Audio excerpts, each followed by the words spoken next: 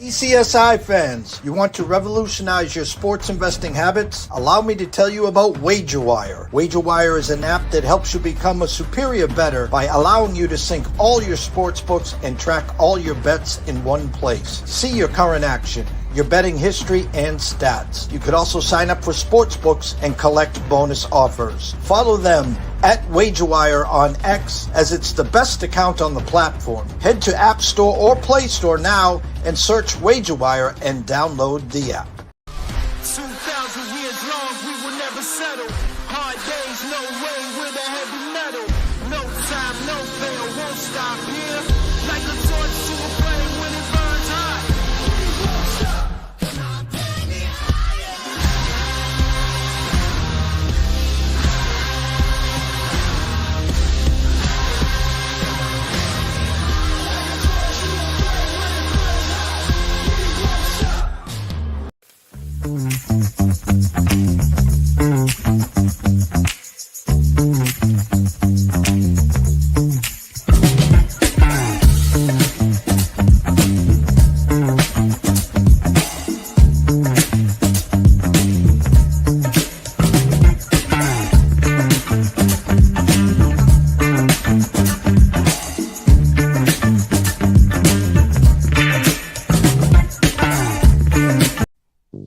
From the ECSI Sports Studios and the #1 sports investors in America,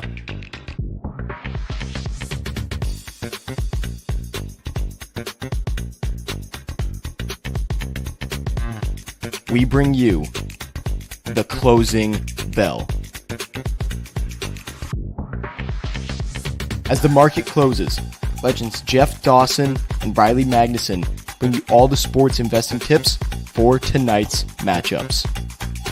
If you want to learn more from the two legends at the desk, make sure you stay tuned to the closing bell.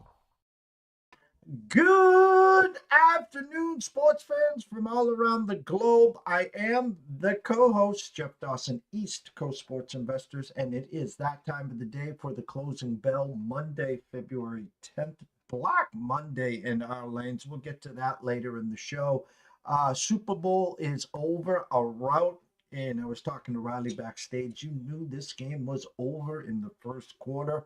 As I said earlier today with Bill Krakenberger, it was, I was rewatching the Tampa Bay Bucks with Tom Brady just dismantle a Kansas City Chiefs team who a couple of years ago, left tackle, right tackle problems, and Mahomes on one ankle. But there was no excuse here, and defenses do win championships. So hats off to the Eagles. Hats off to the ECSI VIPs.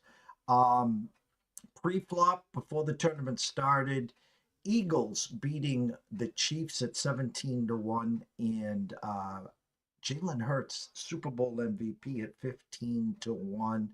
Thanks to FanDuel there. It pays to be an ECSI VIP member, and if you want to be one, you'll find out soon at the end of the show how you can get to be a VIP all the way through March Madness, the Masters, the Kentucky Derby. Who knows how long I'll extend it. So without further ado, actually, shout out to WagerWire.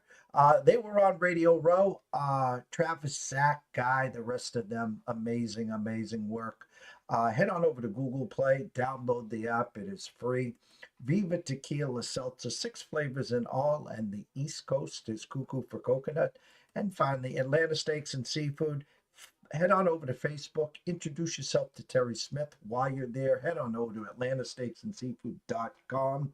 Use the promo code SHRIMP and get a free 2-pound bag of the 1620s, the big boys from Terry there. So without further ado, let's bring him in, Mr. Riley Magnuson. What's up, champ?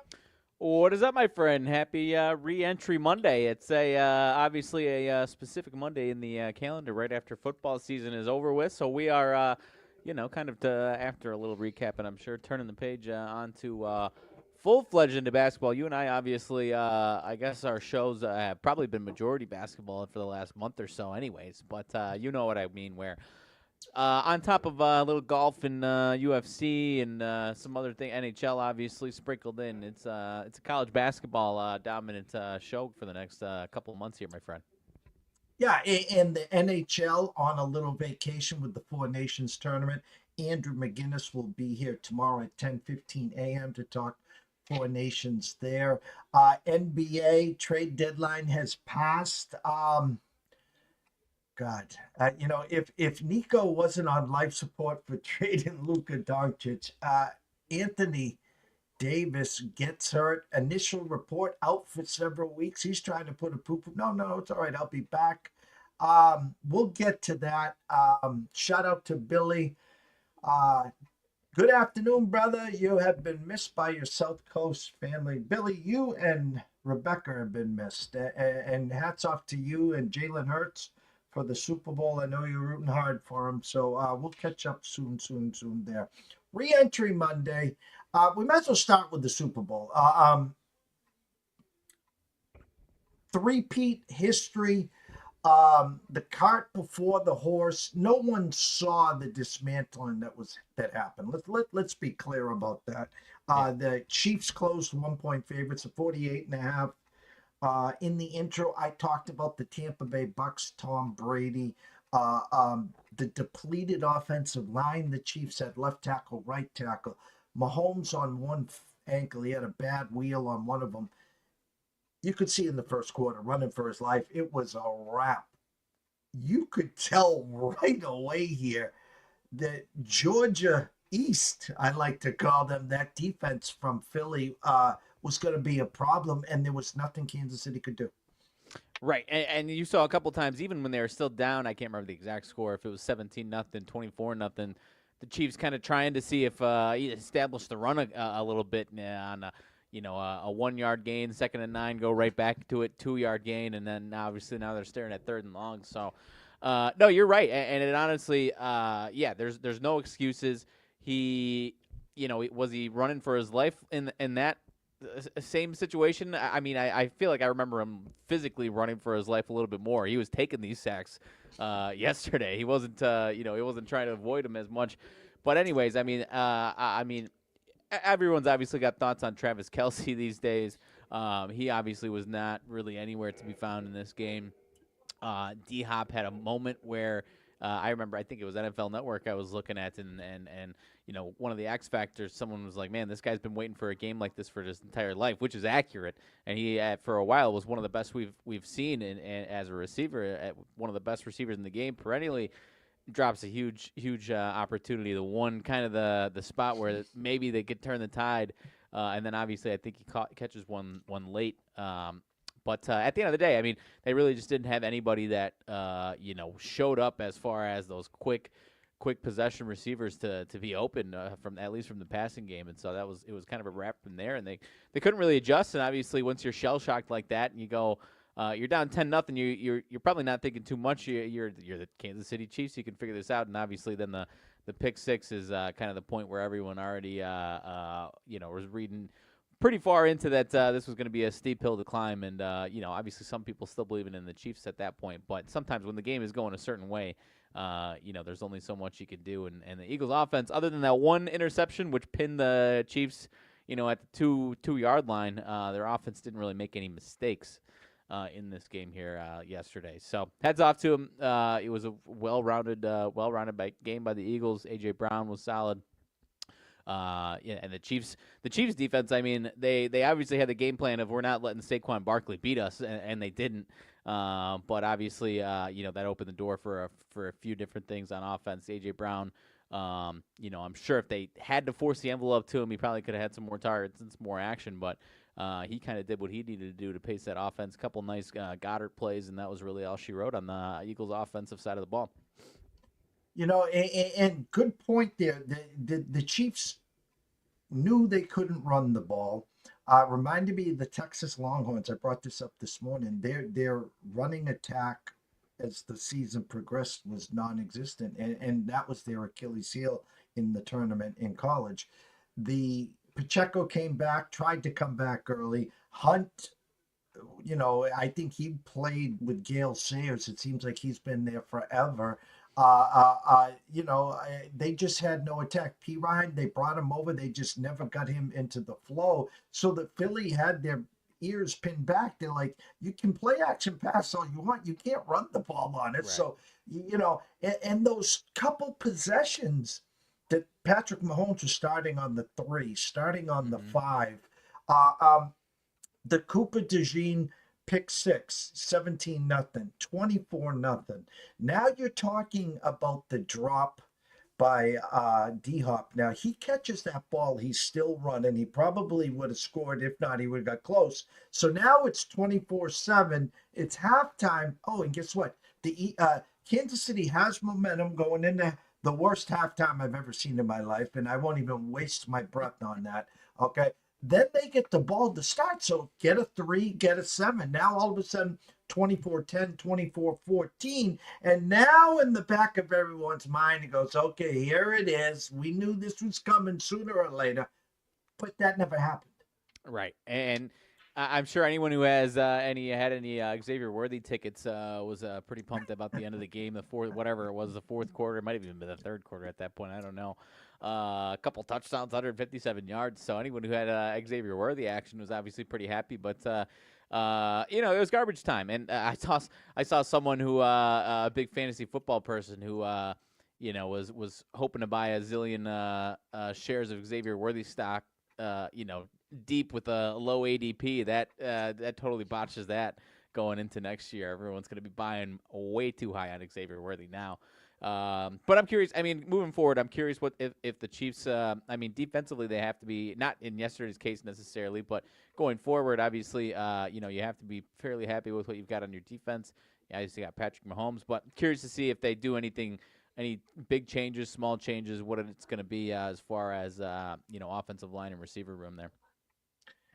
49ers last year, 4 out of 5 NFC championships, 2 Super Bowls, 0-2. I had said regression's coming, and it did. Mm-hmm. I'll go on record, 210, 25, 433. For now, the Chiefs window is officially closed. It's closed.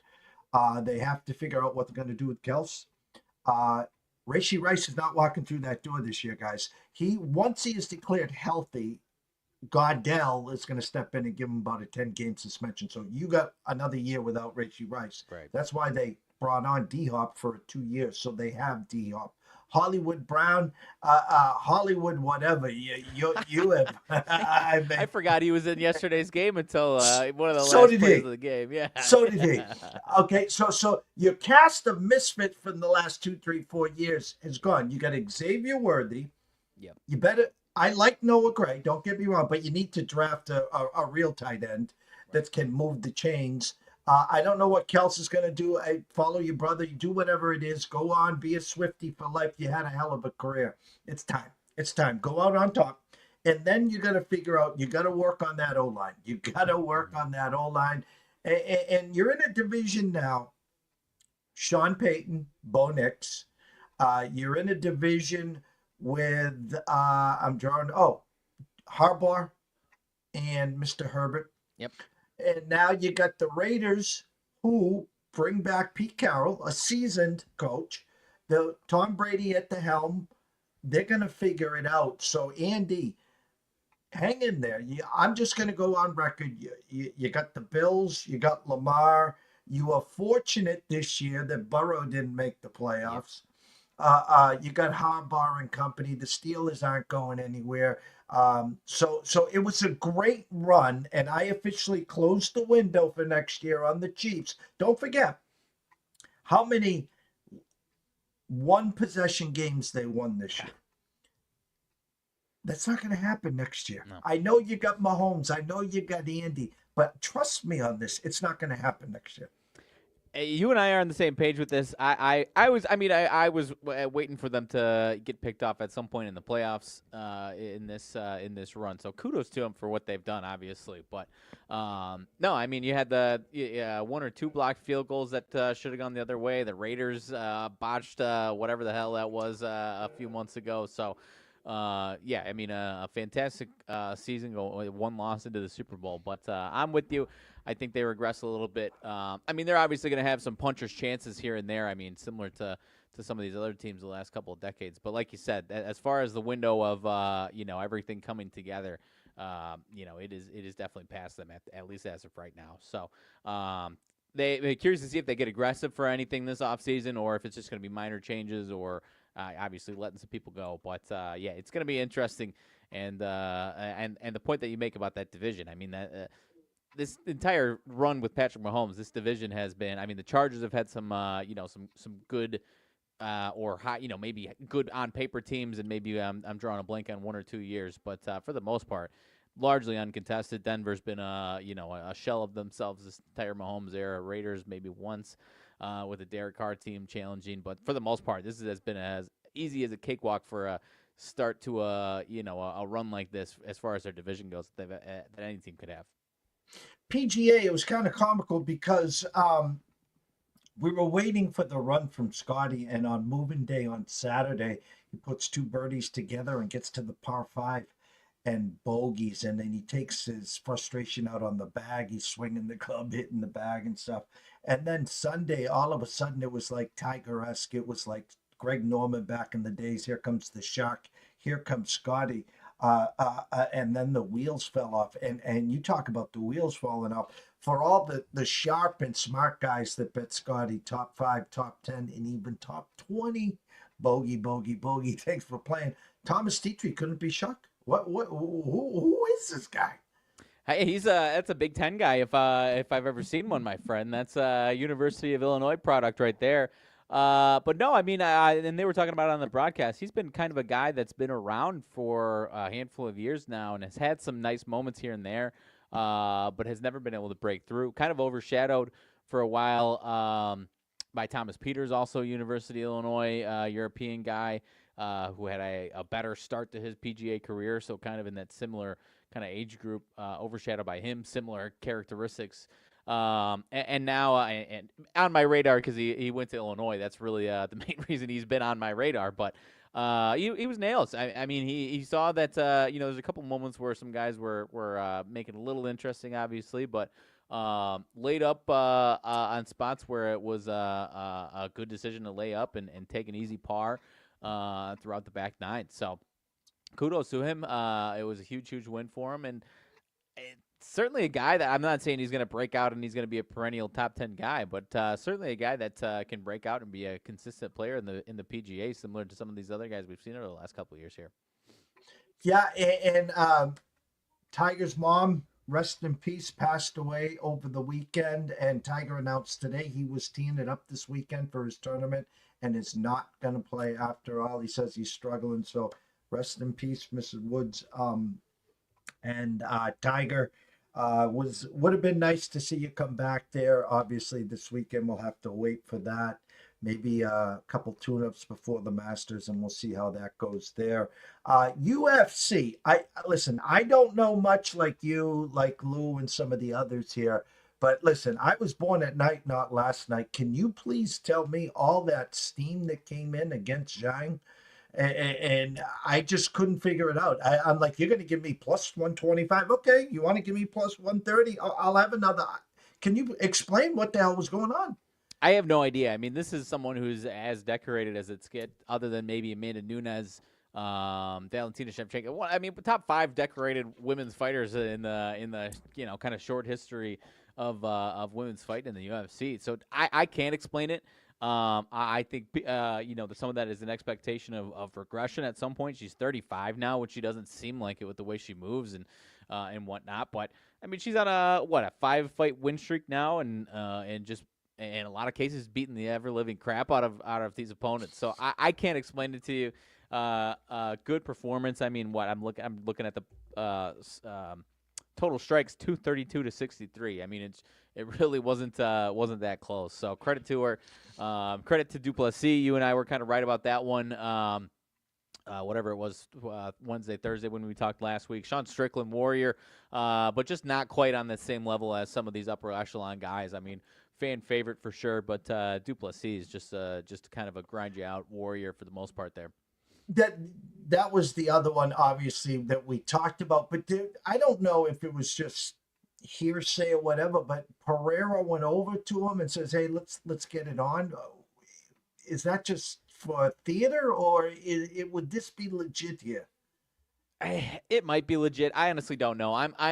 I'm not as hardcore as some of these other UFC people are, so I can't. I don't have the knowledge as far as that is concerned. But it wouldn't surprise me. I mean, you got a spot where, um, these pay-per-view numbers aren't bad, but they're not fantastic.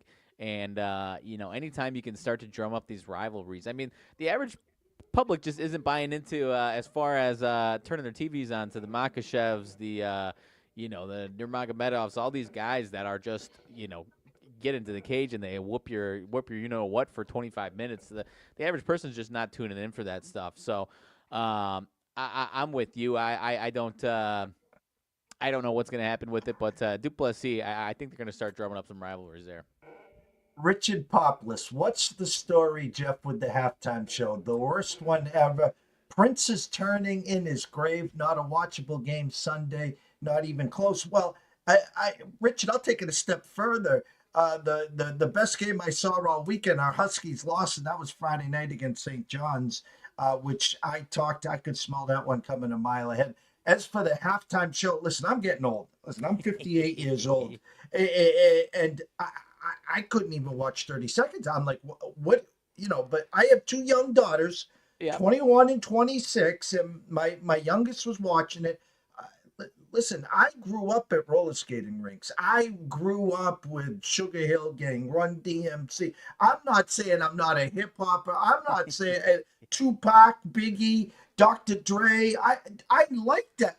What the flip were we watching there?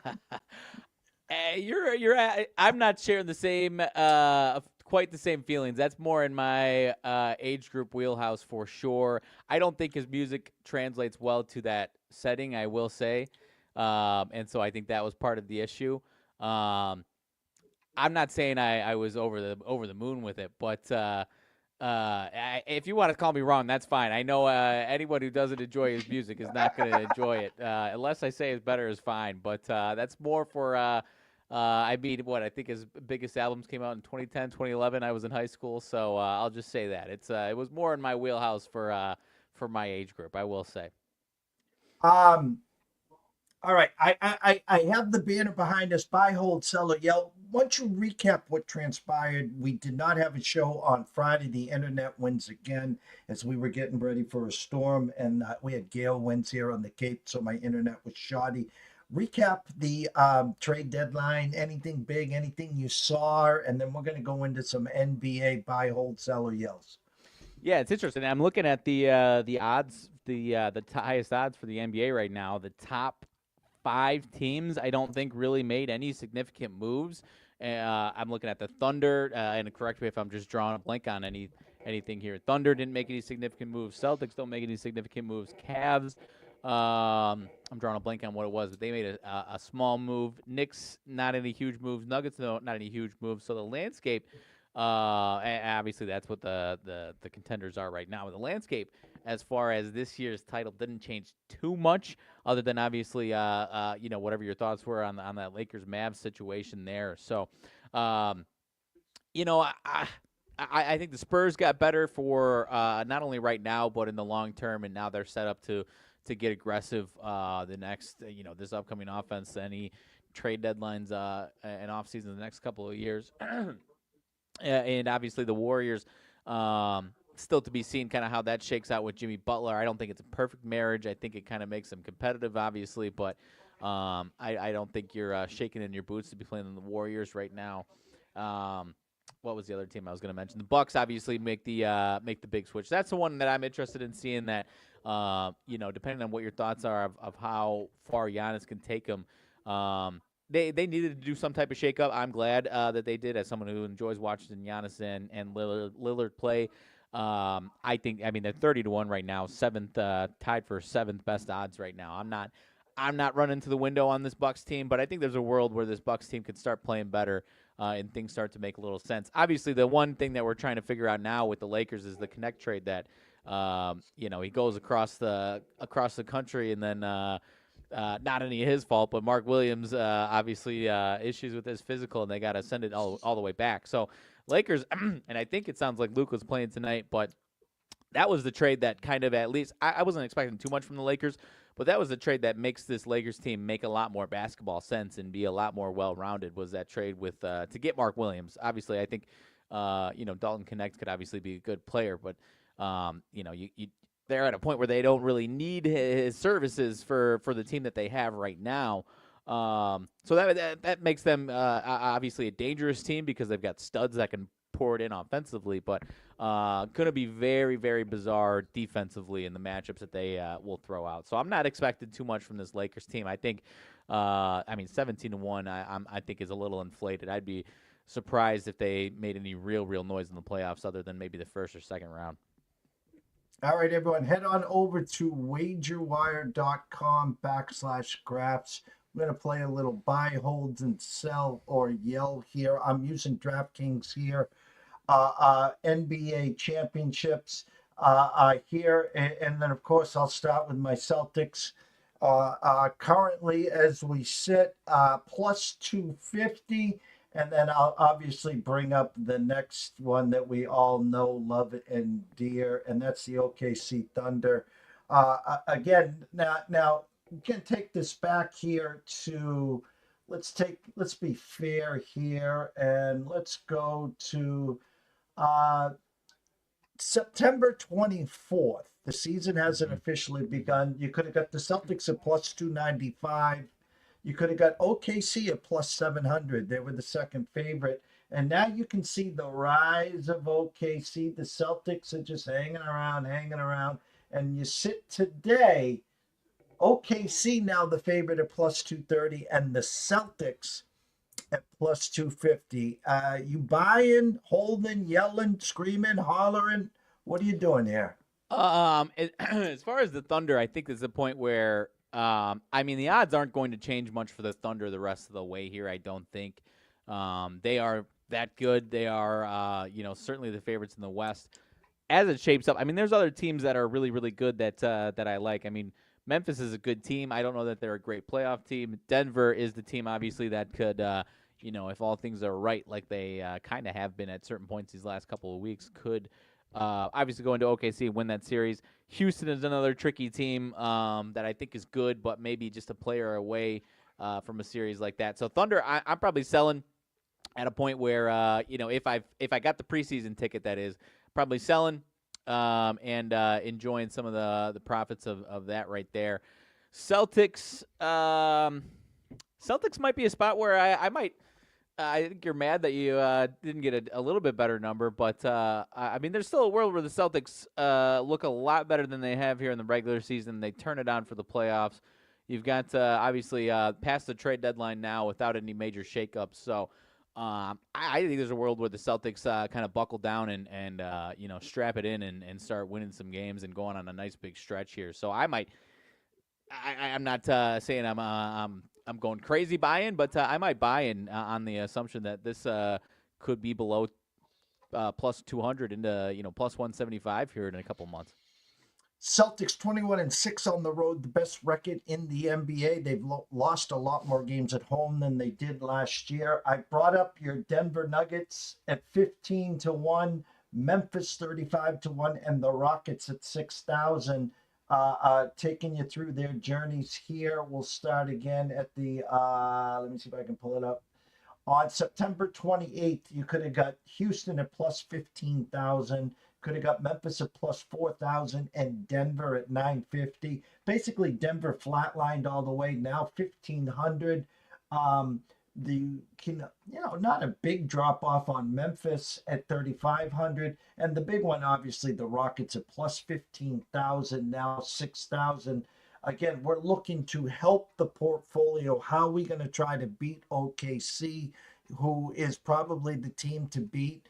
Maybe the Lakers. You talked about Denver, but even at this point here, anyone watching and listening here, I still think it's fair value right now if you put some pizza and beer money on Memphis and Houston, 35-1 and 60-1, but you also put a little pizza and beer money to win the left coast, the West. Mm-hmm. So you have them if one of the two can make it to the finals. Now let me see if I can do this. Yeah. So what we'll do here is this. Obviously, so right now as it sits, OKC is at plus 110 Mm-hmm. to win the West. Denver at 650. Memphis is 11 to 1. And Houston's at 2,000. So again, there is value on these teams here if you think one of them can get to at least face an OKC in the Western Conference Final. Right, and in Memphis's case, I think they're going to need a huge effort from their guards when they get to the playoffs. But if you haven't been paying attention, Jaren Jackson is playing out of his freaking mind. I mean, he's gone from a nice player, a good defensive player, 3-and-D, to being an absolute menace on both ends of the floor right now. He is an absolute monster right now, and could be a real matchup problem both ends of the floor for certain guys in the playoffs and some of these teams. So I think he is such an X factor to kind of blowing up these playoffs a little bit that I like what you're talking about here. Houston, I was surprised they didn't maybe. I mean, they don't obviously want to gamble their entire future on a big trade at this trade deadline. Otherwise, they would have. I was surprised they didn't get a little aggressive. But they've got obviously. They've got a guy in Fred VanVleet at point guard who's already won a championship. You got some young guys. Who I think are poised to make a nice deep run in the playoffs, and then if I'm a betting man, I think they probably come up short, and that's kind of one of those things of earning your stripes on your way to figuring it out in the future. But they're a really really good team. I don't think they're as big of a difference as some of these odds would tell you from the other teams on this list. Honestly, they're really good. I'm going to go to the East right now, and then we'll play the game, and then we'll head out on back for the Eastern Conference. Right now, you're going to have your Celtics. Oh, geez, we don't need Chicago or Yeah, you Orlando, don't need my right? Bulls. I'm yelling, selling. I'm everything I can do to not be invested in them right now. Start with the Celtics, of course. We'll bring up the Knicks, actually the Cavs, obviously. Let's bring up the Knicks and Milwaukee. Milwaukee. And I'm going to bring up the Knicks here. So we'll start this journey here on October 31st. This is the 21st. Celtics plus 155 to win the East. The Cavs plus 400. The Bucks 600. Actually, let's backtrack here. That was the Knicks plus 400. You could have got the Cavs at 22 to 1. Then, of course, we know how they started their season. So currently, as we sit, Celtics at 105, Cavs at 290, Knicks at 450, and the Bucks at 1,200. Buy, hold, sell, or yell for any of these tickets. Cavs, I mean, you're yelling that you didn't get into it obviously sooner. You still could be at a point where, I mean, if you think they're, as good as the regular season suggested, and you're scratching your head as far as why they're not the favorites, then you might be buying. But like I said, I think the Celtics team is gonna continue to kind of buckle down and be better this last stretch and get back to kind of a dominant way of winning games that we saw last year. So I'm probably yelling on the Cavs, and I'm selling at this point. If you got them that early, and you were sitting on an awesome ticket, then I'd probably be selling. So not to discount them. They're 42-10. They've had an awesome season. They're a good team. I just think the Celtics team is the one team that's got that extra gear. Knicks, remind me, what did you say? What was the Knicks preseason, and what is it now for what we're looking at here? The Knicks on October 31st were plus 400. So now actually you've gained an extra 50 cents on them. They're at 450. I'll hold on to the Knicks. I'll hold on to the Knicks for now. You might have a chance of that one. I mean, they could go on a nice little run here after the All-Star break, and you get a better chance of selling. The Bucks is one, and maybe I'm just too invested in Giannis and Dame. I just like a chance of them shaking things up, and maybe that being the right formula for them. So I might be buying on the Bucks just for a second here after the All-Star break. But I'm glad that they made a little bit of a shakeup. This is a team that could still be really, really good. Giannis is obviously still a problem. So I'll buy the Bucks on the hope that this shakeup they just did at the trade deadline is the right formula. All right. Pitchers and catches report this week. We'll be doing a lot more of this as the season progresses, obviously, here. Let me remove that. Let's get back to our regularly scheduled show here. I'm going to go no hockey tonight, guys, but there is the Bean Pot in Boston, and I want to give you a little preview here. See if I can find this right here. It's a rematch here. Last year, BC lost to BU, and what happened was the weekend before the Beanpot Finals, BC won at home against BU, then went to BU and won, and BU won the Beanpot. You can currently right now get BU plus 165 against Boston College, who's minus 215. The over/under 6.5. First one to 4 wins this game. I'm going to use the same scenario as last year. BC won the 2 games leading up to the Beanpot. BU finds a way to win the Beanpot. It's the second game in the championship. First game is Harvard and Northeastern. So grab yourself a little pizza and beer money for the Beanpot on BU plus 165. Full slate of NBA tonight. The board is yours, sir.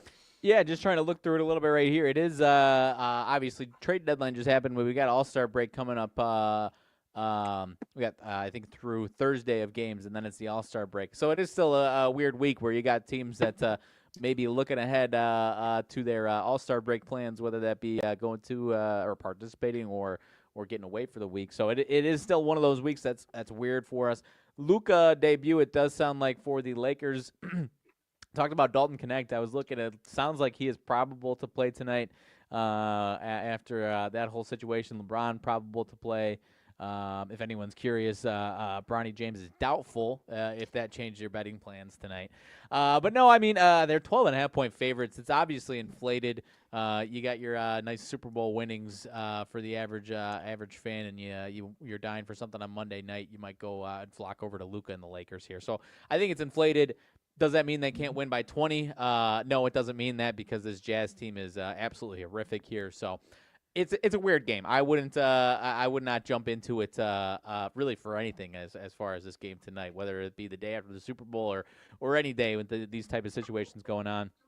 You got the Nuggets 9.5-point favorites at home against Portland. Another one that's kind of weird. Portland, though, you got to give a little respect. It does seem weird that it's only 9.5, but this Portland team playing really well right now. They've won. I think they're 4-1 in February here, so they are for as bad as they've been this year. They're kind of scrapping some wins together here. So I don't know. Did you feel like this one was slight, slim and should be higher if you're respecting the Nuggets, or was this more about just Portland playing well right now? Opened at 8 overnight with a 233.5, dropped to 230 at the Circa with the 9. I think the market itself trying to get a feel for the Nuggets. Playing better, Joker playing better, Portland playing better. Denver wins less than double digits. They got this pegged at 120 to 110. I'll play devil's advocate here. Did they give you Portland team total around 109-ish? Give me 1 second here. 109.5. Yep. Yeah, I'll take the Portland team total over 109.5 tonight. So I'll play a little contrarian and say Denver wins, but I think Portland gets to 110 or better tonight. I can get behind that. I like that. Looking at another one that could be a little goofy, Kings and Mavericks. Mavericks -1. Without Anthony Davis, obviously, they've got Kyrie. I assume Kyrie in action. Klay Thompson, PJ Washington, yada yada yada. Kings, obviously, a new look team as well to some degree. They've got new starting 5. It looks like DeRozan, Levine, Sabonis, Malik Monk, and Keegan Murray. They did win. What was that on Saturday? At home against New Orleans. Otherwise, has not been a hot start for that for that group there. So without Anthony Davis, I don't know. Is this a fair line here, or is this a? I guess I don't know what to make of this one. I guess I don't really want anything to do with this game altogether. Is kind of where I'm at. Overnight 2.5 with the 235.5. The total went up to 237 at the circuit to a flat one. I think, honestly, you would think with the trade, now the Anthony Davis news, that black cloud is like, Yeah. I don't think the market really has, I mean, because this could be like that they pulled the plug and no one plays, meaning they just like tapping out like, dude, you stole our star. You brought us AD, damaged goods. He's gone for a couple weeks. In comes Sacramento. So I think they're telling us Sacramento is the right side here, guys. Team total for Sacramento tonight opened at 116.5. I'm seeing some 118s, some 118.5, and consensus at 117.5. So I'll say Sacramento gets over 117.5, the consensus. And if I had to play the game, I would take a swing with Sacramento. Moving forward till we get a real feel on Dallas, which might not be till after the All-Star break. It's pump the brakes on the Mavs right now. Yeah, a lot of weird situations right now after the trade deadline and right before the All-Star break. You've got Golden State kind of heavy, I shouldn't say heavy favorites, but decent-sized favorites at Milwaukee. No Giannis. That is part of that, obviously. Dame Lillard is questionable. Have to imagine that's a no Dame Lillard line as well. Steph is also questionable. Have to imagine that is a pro Steph. He should be fine line there. So I don't know what to make of that one other than the Bucks probably aren't going to be throwing too much at the Warriors tonight on their end of things. You've got the Celtics -5.5 at Miami. Also, obviously, a little bit of a kind of a new look. Obviously, haven't had Jimmy Butler much the last month or so, anyways. But you bring some new faces in to some degree, anyways. Here you've got Jaylen Brown. He was absent from this morning's shooting around, so I believe he's questionable. Jason Tatum, same thing, not present at this morning's shoot around. Don't know if you have insight on that or not, but 5.5 seemed a little slim after shipping out Jimmy Butler, didn't it? Yeah, well, again, opened at 6 with the 220.5, now 5.5 with the 216. Celtics' best road record in the NBA. Big boy win over the weekend against the Knicks. One of these, hey, we're heading to South Beach. We're going to get a little Coppertone in the afternoon, and then we'll roll the ball out, see what happens. The line smells to me is almost to the point where they throw these out once in a while. So guys like me is like, well, Miami's definitely the side here, guys. And the Celtics go out and win by 30, So no banana in the tailpipe. I'm staying far, far away from this. It looks like a Heat number to me. It really does. Yeah, no, 100%. I'm with you. And at the end of the day, after the Super Bowl is a weird day. There's certain days on the calendar there that there might be a different volume of people betting on these games, and so if you could pull the rug out on people who are just looking at numbers and whatnot, as opposed to if you got a night where NBA is the only thing in town and everyone's exhausted from the Super Bowl, it's going to be a different volume potentially. Another one that's a little weird, maybe it has something to do with potential injury coming out. Orlando, who has not been good, 5.5-point favorites at home against Atlanta. I think they may have gotten a couple wins here this last week or so. I see that Trae Young is probable tonight. I was assuming that I was going to see that he was questionable to doubtful with that line there, so maybe we get some differing news coming out compared to my probable there. Because 5.5, if Trae Young is playing the way Orlando's playing, was crazy, but I have to assume that's going to be no Trae Young. That's an Orlando all day for me as we speak. 5.5 with the 222. Team total over 113.5 as well. I think I'll make a statement. 2:10, 5:05 p.m. This is the start that the Magic start to come back to what we saw early in the year. I think they start tonight with a nice double-digit win against Atlanta. For their sake, I hope so. This is one of my favorite teams to watch or root for there. Other than obviously finally got the casher on the Pistons. I was sitting with my buddies yesterday. It was yesterday. They had I think it was won by Super Bowl game time. I was throwing some pizza and beer money around, and then I look at my account and I got a big boost in my account, and I was like, did they give me a freebie for some reason? And I looked and I saw the Pistons had won, and I was like, oh, all right, about damn time. All right, we got it. But no, this Orlando team, I mean, I don't think maybe they can pull off a nice. I mean, at this point, though, at first, the beginning of the season, you're like, all right, they're going to make a nice. They're going to have a 3 seed, 3-4 seed, and they can win a first round series, and then they'll probably run into Boston or Cleveland. They might have to face if they get through to the actual round, other than the play-in tournament. They might be facing one of those two teams or the Knicks off the bat, anyways. So it's going to be tough sledding for them, unfortunately. But you would hope that they make some moves to make their team better. But obviously, that's another one of those markets that has struggled to really hold on to a consistent team for long enough. But Paolo Banchero seems like a guy that could stick around. But anyways, that about does it for my interest in NBA tonight. You've got Spurs big favorites against the Wizards, who just shipped out Kyle Kuzma. So the Wizards obviously, in a tank fest there. I don't believe they are going to get Chris Middleton for a good minute here. I don't think they're getting him for at least a week or two after the All-Star break. So it's going to be a tank for the old flag, Cooper flag, capture the flag, whatever you want to call it. Washington is definitely going to be in that bottom 3, though. I can tell you that.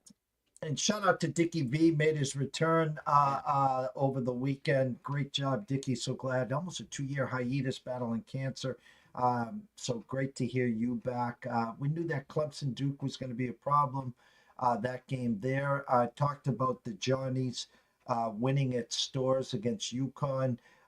We talked earlier during that week about 47-1 to cut the Nets down, 9 or 10-1 to get to the Final Four.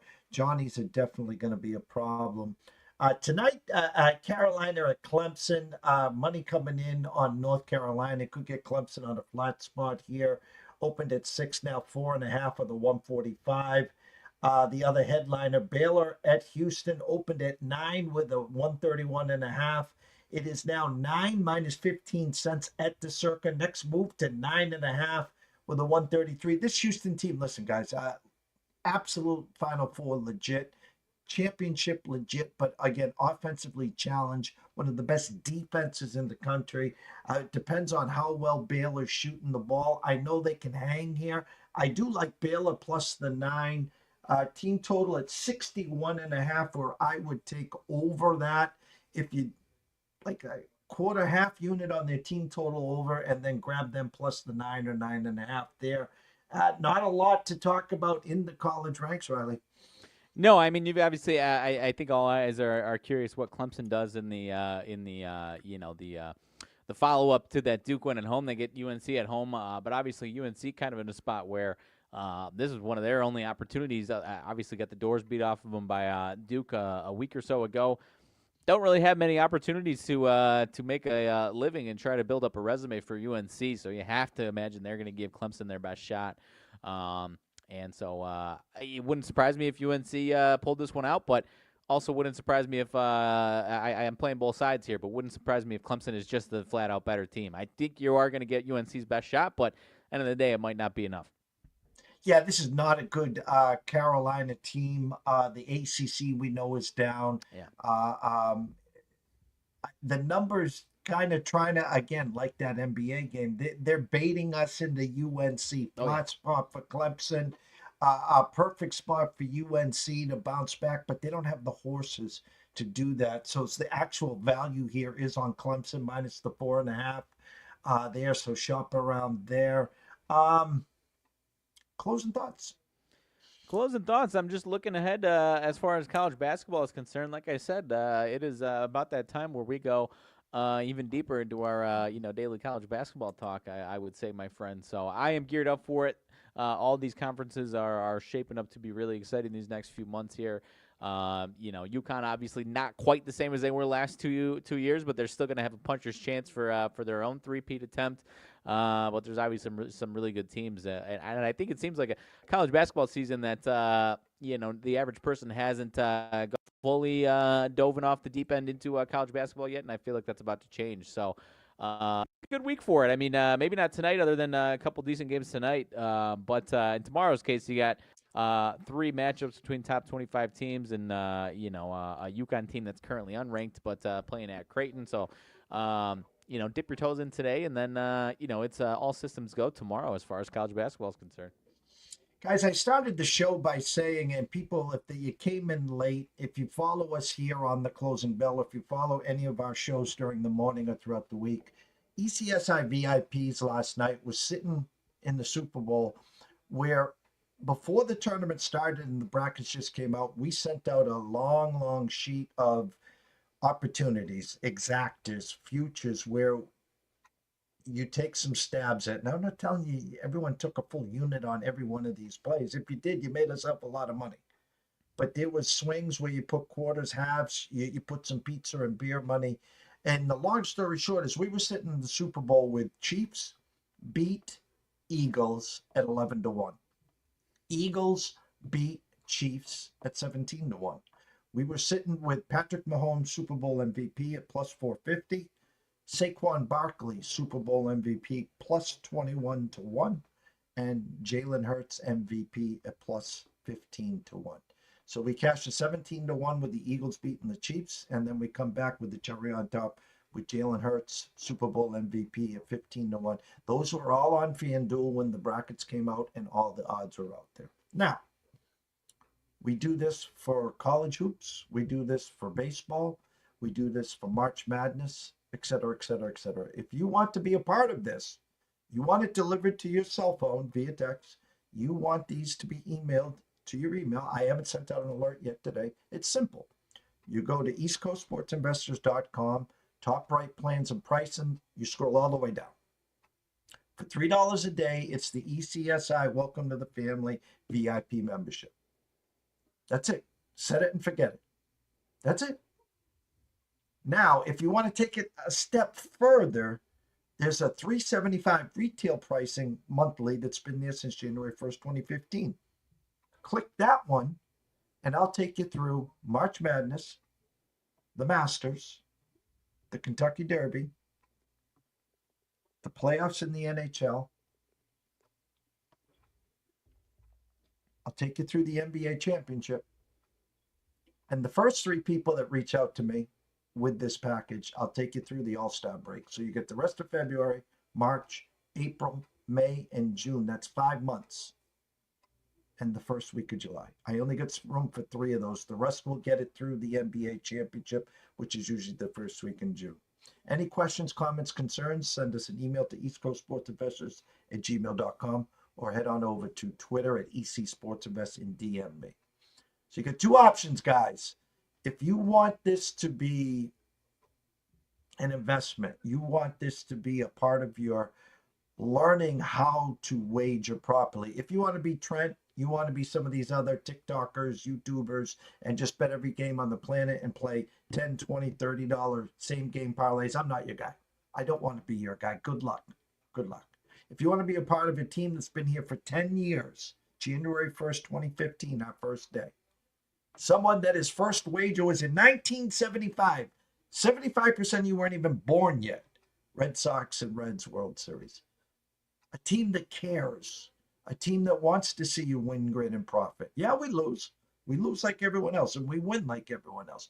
But the one thing that is different is we're here every day. We show up every day where those other guys don't. So for myself, Jeff Dawson at EC Sports Investor, one and only, Riley Magnuson at Riley_Magnuson, the one. We wish everyone a blessed day, a great, great evening. The Super Bowl's over. It's time now for college hoops. The 4 nations and the NHL. Tomorrow morning, 10:15, Andrew McGinnis talking 4 nations. And myself and Riley will be back on Wednesday night at 5 o'clock. Stay tuned.